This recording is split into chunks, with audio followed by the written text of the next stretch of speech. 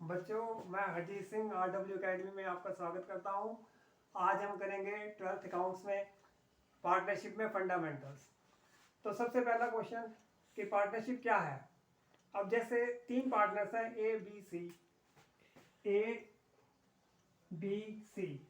इन तीन पार्टनर्स ने मिलके एक बिजनेस स्टार्ट किया, तो इन तीनों को आपस में बोलेंगे, अलग अलग इन्हें बोलेंगे पार्टनर्स, और जो इन्होंने बिजनेस स्टार्ट किया उसे बोलेंगे पार्टनरशिप फर्म।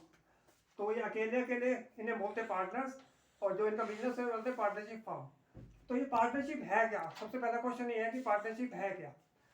तो पार्टनरशिप क्या है, ये इंडियन पार्टनरशिप एक्ट 1932 में डिफाइन है, जो कि इस तरह से है। Partnership is the relation between persons. ये पार्टनरशिप जो है ये रिलेशन है पर्सन्स के बीच में, यानी पर्सन्स इकट्ठे हुए हैं पार्टनरशिप करने के लिए। Who have agreed to share the profits, यानी कि जो सहमत हुए हैं कि हम प्रॉफिट को शेयर करेंगे ऑफ ए बिजनेस, एक बिजनेस का। यानी कि ये रिलेशन है पर्सन्स का जो सहमत हुए इस बात पे कि हम प्रॉफिट्स को शेयर करेंगे बिजनेस का। और वो बिजनेस कौन चलाएगा? कैरिड ऑन बाई ऑल और any of them acting for all. यानी कि वो बिजनेस या तो सारे ही चलाएंगे तीनों पार्टनर्स, या उनमें से कोई एक पार्टनर सबकी तरफ से चलाएगा, या एक से ज्यादा भी चला सकते हैं। जैसे ए चला सकता है बी और सी सबकी तरफ से, या ए और बी चला सकते हैं सबकी तरफ से, या फिर ये सारे ही चला सकते हैं उस बिजनेस को। कैरिड ऑन बाई ऑल और any of them acting for all, यानी उनकी तरफ से या तो सारे चला सकते हैं, या उनमें से कोई एक या एक से ज्यादा उस बिजनेस को चला सकता है। अगर आप अलग अलग इन्हें देखोगे तो इन्हें पार्टनर्स बोलेंगे, इंडिविजुअली कॉल्ड पार्टनर्स। इंडिविजुअली तो आप इन्हें पार्टनर्स बोलोगे, और कलेक्टिवली फर्म, और इन्हें इकट्ठे तौर पे फर्म बोलोगे। जैसे अलग अलग तो पार्टनर ए, पार्टनर बी, पार्टनर सी है, लेकिन इकट्ठे ये एक फर्म है, पार्टनरशिप फर्म है।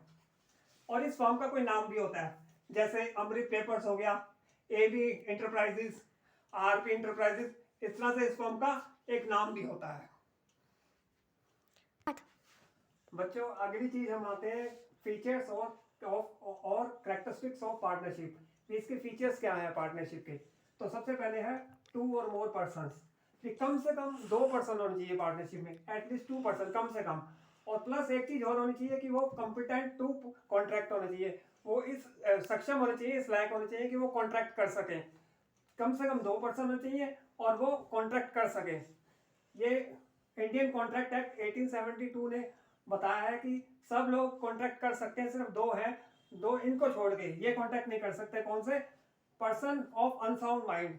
अगर वो अनसाउंड माइंड का पर्सन है तो वो कॉन्ट्रैक्ट नहीं कर सकता, या कोई डिसक्वालीफाइड बाय एनी लॉ, अगर किसी लॉ ने उसे डिसक्वालीफाई कर रखा है तो वो भी कॉन्ट्रैक्ट नहीं कर सकता। तो कम से कम 2 होने चाहिए और वो कॉन्ट्रैक्ट करने लायक होने चाहिए। सिर्फ ये है जो कॉन्ट्रैक्ट नहीं कर सकते। तो पहली तो इसका फीचर ये है 2 और मोर पर्सन, कम से कम 2 पर्सन होने चाहिए। और ये मैक्सिमम नंबर ऑफ पार्टनर्स कितने हो सकते हैं? ये जो पार्टनरशिप एक्ट है इसने प्रिस्क्राइब नहीं कर रखा कि मैक्सिमम नंबर ऑफ पार्टनर्स कितने होने चाहिए, लेकिन जो सेंट्रल गवर्नमेंट है उसने प्रिस्क्राइब किया हुआ है कि कम से मैक्सिमम 50 पार्टनर्स हो सकते हैं। तो एक पार्टनरशिप फर्म में मैक्सिमम 50 पार्टनर्स हो सकते हैं। उसके बाद अगला पॉइंट है कि क्या कोई माइनर और पार्टनरशिप फर्म में पार्टनर हो सकता है? तो सिर्फ प्रॉफिट के लिए हो सकता है, लॉस के लिए नहीं हो सकता। और 6 मंथ के अंदर अंदर जब वो मेजर हो जाए तो 6 मंथ के अंदर अंदर उसे अपनी एक्सेप्टेंस या रिफ्यूजल देनी होती है कि मैंने पार्टनर बने रहना है या हट जाना है। अगर वो 6 महीने के अंदर अंदर रिफ्यूजल या एक्सेप्टेंस नहीं देता तो वो पार्टनर बन जाएगा। अगला फीचर है बच्चों ए एग्रीमेंट। पार्टनरशिप में एग्रीमेंट होना चाहिए, आपस में उनका कुछ एग्रीमेंट हो पार्टनर्स का, कि उन पार्टनर में सब चीजें लिखी होती हैं कि पार्टनर्स के नाम क्या है, फर्म का क्या नाम है, प्रॉफिट शेयरिंग रेशियो क्या है, और वैसा कुछ एग्रीमेंट होना चाहिए। वो एग्रीमेंट क्या हो सकता है? रिटर्न में भी हो सकता है, या तो एग्रीमेंट लिखित होगा रिटर्न, या ओरल हो सकता है, जुबानी हो सकता है। अगर वो एग्रीमेंट रिटर्न है तो उसे पार्टनरशिप डीड बोलते हैं, रिटर्न एग्रीमेंट को पार्टनरशिप डीड बोलते हैं। तो दूसरा फीचर क्या है कि एग्रीमेंट होना चाहिए। तीसरा कि वहां पे बिजनेस होना चाहिए, कोई बिजनेस होना चाहिए जिस बिजनेस का प्रॉफिट उन्होंने आपस में बांटना है, तो ऐसा कोई बिजनेस होना चाहिए। अगला फीचर है पार्टनरशिप का कि बिजनेस होना चाहिए। उससे अगला जो फीचर है वो है प्रॉफिट शेयरिंग।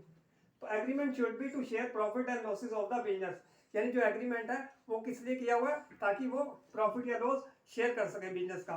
तो वहां पे ये नेक्स्ट नेक्स्ट फीचर है बच्चों, पार्टनरशिप का अगला फीचर है business can be carried on by all और any of them acting for all. यानी कि जो बिजनेस है उसे कौन चला सकता है, या तो वो सारे पार्टनर्स मिलकर चला सकते हैं, जैसे 3 पार्टनर है ए बी सी, तो या तो ए बी सी तीनों मिलकर उस बिजनेस को चला सकते हैं, या और any of them acting for, या उनमें से कोई एक चला सकता है सबकी तरफ से। जैसे ए बी सी में सिर्फ ए ही चलाए बिजनेस सबकी तरफ से, या एक ए से ज़्यादा मतलब एक से ज़्यादा भी चला सकते हैं, ए और बी चलाएं सबकी तरफ से, या तो वो बिजनेस सारे के सारे चला सकते हैं, या उनमें से कोई एक या एक से ज़्यादा भी चला सकता है सबकी तरफ से। इस तरह से तो पार्टनर्स क्या हैं, are agents as well as principal. तो ये पार्टनर्स एजेंट की तरह भी काम करते हैं और प्रिंसिपल, ये एजेंट्स भी हैं और प्रिंसिपल भी हैं। एज एन एजेंट, ये जो है अगर कोई पार्टनर दूसरों की तरफ से बिजनेस चला रहा है तो क्या होगा, ही represents other partners and binds them through his acts. यानी कि वो दूसरे पार्टनर्स को रिप्रेजेंट करेगा। अगर एक पार्टनर सबकी तरफ से बिजनेस चला रहा है तो वो दूसरे पार्टनर्स को भी रिप्रेजेंट करेगा और binds them through his acts, अपने कामों से उनको भी बाइंड करेगा। तो वो एज एन एजेंट काम कर रहा है। जैसे एबीसी में सिर्फ ए ही सबकी तरफ से काम करे, तो ए क्या है, वो एजेंट की तरह से काम कर रहा है, क्योंकि उसके एक्ट्स की वजह से बाकी पार्टनर्स भी वो बाइंड्स करता है सबको, देम थ्रू हिज एक्ट्स। तो वो दूसरे पार्टनर को भी रिप्रेजेंट कर रहा है। अगर एक ही पार्टनर बिजनेस चला रहा है तो वो रिप्रेजेंट अदर पार्टनर, वो सब पार्टनर्स को रिप्रेजेंट कर रहा है और binds them through his acts. तो ए एजेंट की तरह से काम कर रहा है।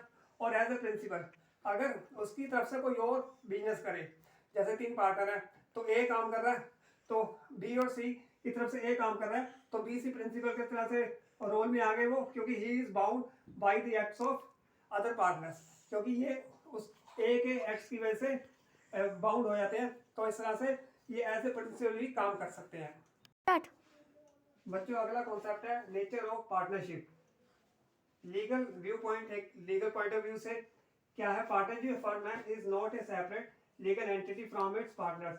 यानी पार्टनरशिप जो फर्म है वो सेपरेट एंटिटी नहीं है, यानी पार्टनर्स और पार्टनरशिप फर्म एक ही है, वो सेपरेट अलग अलग नहीं है।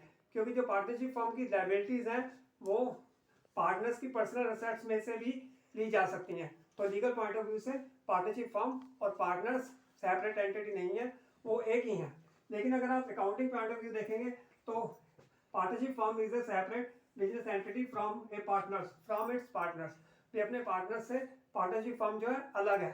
तभी करके हम बैलेंस शीट में जो होता है तभी लायबिलिटी साइड में पार्टनर्स और जो एबीसी कैपिटल अकाउंट तभी तो दिखाते हैं, क्योंकि जो पार्टनर्स हैं वो अलग है और जो बिजनेस है पार्टनरशिप फर्म है वो अलग है। तो इसलिए अकाउंटिंग पॉइंट ऑफ व्यू से दोनों बिजनेस पार्टनरशिप फर्म और पार्टनर्स अलग अलग है, लेकिन लीगल पॉइंट ऑफ व्यू से पार्टनरशिप फर्म और पार्टनर्स सेपरेट नहीं है, एक ही है। Start.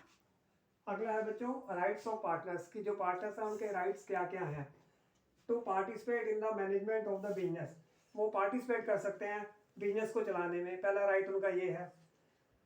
Has a right to be consulted about the business matter, वो कंसल्ट कर सकते हैं, बिजनेस मैटर्स को कंसल्ट कर सकते हैं, ये इनका राइट है, हक है इनका ये।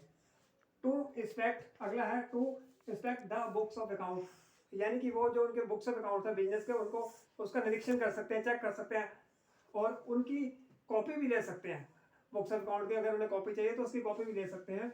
और अगला राइट है to share profit and losses in the agreed ratio, और जो भी उनके एग्रीमेंट में लिखा हुआ है कि उनका रेशियो क्या होगा, प्रॉफिट शेयरिंग रेशियो, तो उस रेशियो के हिसाब से वो प्रॉफिट और लॉसेज को शेयर करेंगे, ये उनका हक है। अगर उनके बीच में कुछ एग्रीमेंट नहीं हुआ तो इंडियन पार्टनरशिप एक्ट के प्रोविजंस लग जाते हैं, फिर वो इक्वली डिवाइड करेंगे, चाहे प्रॉफिट हो चाहे लॉस हो, इक्वली डिवाइड करेंगे। ये इनके राइट्स हैं। अगला राइट है अगला है if a partner has advance loan, अगर किसी पार्टनर ने फर्म को लोन दिया है to receive interest at an agreed ratio, तो अगर उसने किसी फर्म को लोन दिया है तो पार्टनर को हक है कि वो एग्रीड जो रेट है उसमें वो उसे इंटरेस्ट मिलेगा उस लोन पे। अगर कोई भी रेट एग्री नहीं हुआ है उनके बीच में तो 6% पर एनम तो पार्टनरशिप एक्ट लग जाएगा और उसे 6% पर एनम के हिसाब से मिलेगा। यानी कि अगर किसी पार्टनर ने फर्म को लोन दिया है तो उसे एग्रीड रेट पे इंटरेस्ट मिलेगा उस लोन पे, लेकिन अगर उनके बीच में कुछ भी रेट एग्री नहीं हुआ है तो पार्टनरशिप एक्ट लग जाएगा और 6% पर एनम के हिसाब से उस लोन पे उसे इंटरेस्ट मिलेगा पार्टनर को फर्म से। और अगला है to take decision in the interest of the business, यानी वो डिसीजन ले सकता है पार्टनर बिजनेस के इंटरेस्ट में, ये उसका हक है, ये राइट है। उससे गया है has the right not to allow admission of a partner new partner, यानी किसी भी नए पार्टनर के एडमिशन के लिए सभी पार्टनर्स की रजामंदी जरूरी है। तो उसका हक है वो नॉट टू अलाउ, वो किसी के एडमिशन को अलाउ ना करे, ये उसे हक है। अगला है has the right to retire from the firm, उसे हक है कि उस पार्टनरशिप फर्म से वो रिटायर हो सकता है। ये सारे राइट्स ऑफ पार्टनर्स हैं।